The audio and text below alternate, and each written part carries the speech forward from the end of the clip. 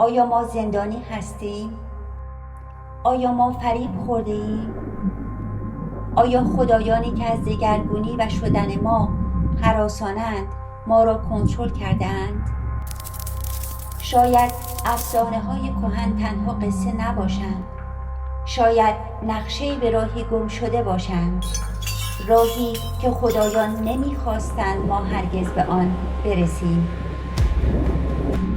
در سراسر جهان 3 افسانه بارها و بارها خود را تکرار می‌کنند.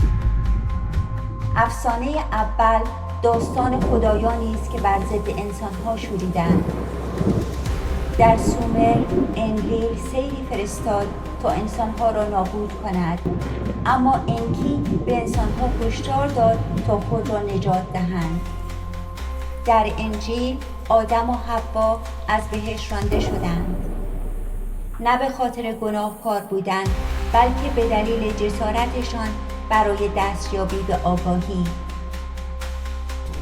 افسانه دوم قهرمانی که آتش و دانش را برای انسانها به ارمغان آورد.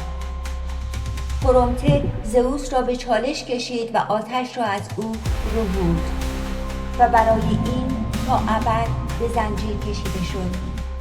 در ایران میترا مشعل آرتا و آزادی را افروخت تا همراه ابدی آزادگان باشد.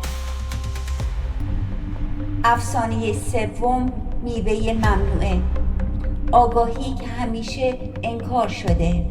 آدم و حوا از درخت دانش میوه چیدند و از بهشت رانده شدند.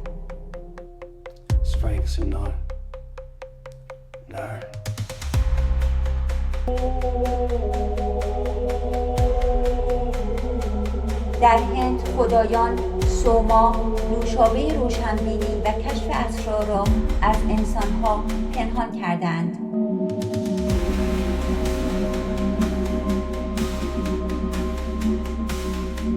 اینها فقط افسانه نیستند، بلکه جزئی از یک نقشه ممنوعه‌اند. و اگر ما این افسانه ها را ردیابی کنیم، شاید ما را به دانش از یاد رفته ای راهنمایی کنند تا بار دیگر عصر شیران دلاور را روشن کنند. عصر آزادی، شجاعت و بیداری.